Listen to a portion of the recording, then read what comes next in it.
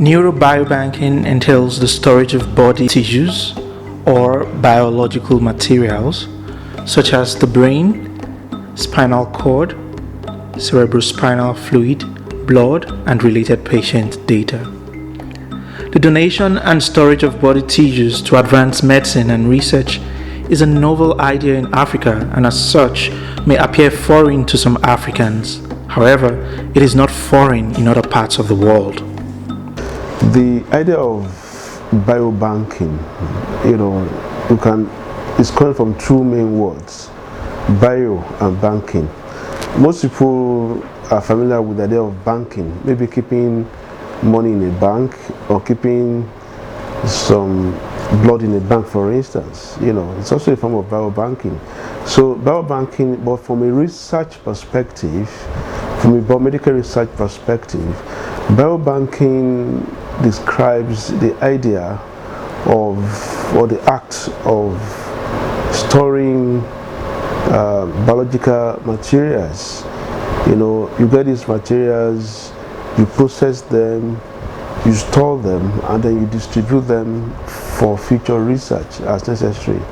So, by biological materials, I mean materials, it could be blood or blood fractions, it could be tissue from an organ, and of course, accompanying these biological materials, you need appropriate records. It could be clinical records, it could be images, it could be other materials that will make these materials or the use of these materials meaningful.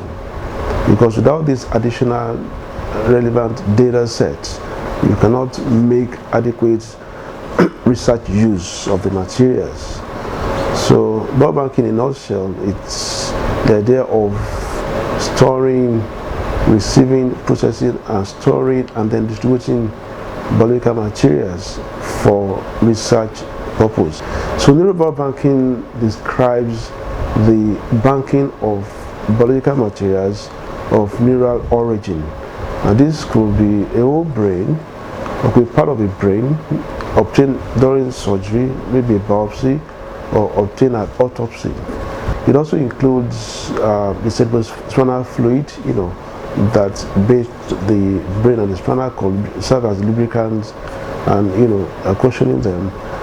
It may also include even neuroimages, MRI, CT scan, and of course the accompanying clinical data sets, that you obtain from individuals from which you are obtaining these biological materials. Neurobanking implies the brain. That is, the process whereby when a person dies, the person's brain is removed and kept for storage and research purposes. It can also be preserved in the fridge and later used for the purpose of research. This is what neurobiobanking is. Stroke is a serious disease of the brain that affects more people in Africa compared to other continents. Thus, for scientists and clinicians to understand and provide a possible cure for stroke, they need to study the brain and related tissues in healthy people and stroke patients. One of the tools we use is data that we collect from patients, data, biospecimens that we collect from patients, and these data and biospecimens help us to answer new questions and find innovative ways, better ways, more precise ways, more efficient ways, more effective ways of tackling the burden of stroke and cardiovascular diseases by way of new prevention methods, by way of new treatments and new rehabilitation intervention, and new ways of surveillance, of monitoring the burden of this disease, which is very prevalent and very, very common and affecting so many people. In high-income countries, fewer people die from stroke because of improved medical care. However, in low-income countries, more people continue to die from stroke. Neurobiobanking offers an improved way of managing stroke and can lead to a reduction in stroke mortality in Africa. na obroni friend neurobiobanking ebetimi ama nipa enya akomodin na nipa enya ntiase because wo abibre mu ha no nipa bebre eni ntiase wo saa program a onyame de adom ye ebetimi aboa ma enya akomodin bebiti say stroke ku nipa bebre ewo bebre edinti na stroke ekum nipa ewo enyina so a ejina so a ema nipa omu ko ahohiem wo bi na nifa adwojo odai wo sorry pe nifa adwojo wonim na bebre free nuane a yedimu ena ye lifestyle enunti onyame man kwan say ne yenhia ye ho na ye ho yenkasa. Chiamaka is a young African stroke survivor undergoing therapy. She suffered from stroke at an early age. Through neurobiobanking, clinicians and scientists would have a higher chance of predicting, preventing, diagnosing, and treating stroke disease. Chukwu Rosemary Chiamaka from Imo State. I live in Ibadan. I'm currently undergoing stroke therapy in University College Hospital in Ibadan. It maybe thrice now. I have stroke, so I went to write post-UME. I fall down, but before I fall down, I noticed that my leg was weak. I was feeling weak, so I managed to enter the exam hall I wrote. When I want to submit it, I noticed that I can't walk, so but I can't speak again. So after some days, I speak. So my eyeball was coming out gradually. So and the tears was coming out. So I went to eye clinic. The pressure was too much in the eye. Even I can't control myself. My face was my face was shifting to the one side. They admitted me. My BP was 220, and the down one is 140. So it was very high.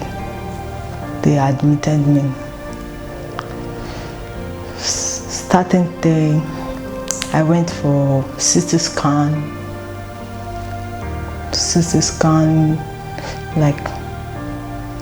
and the infarct of the brain.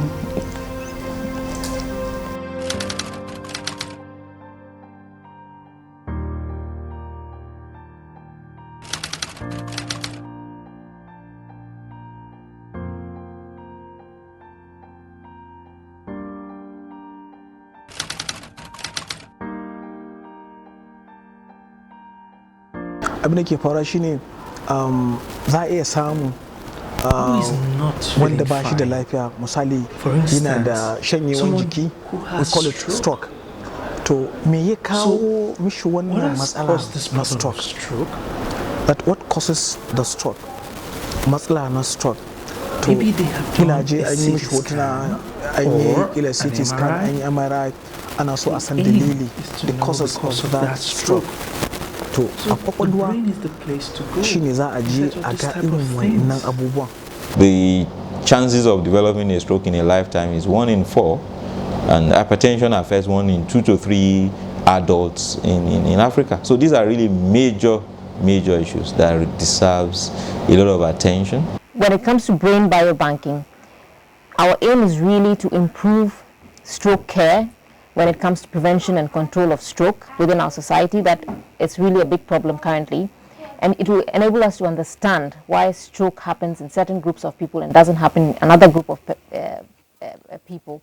After that, I have a stroke in the sick bed again. The BP was not going down.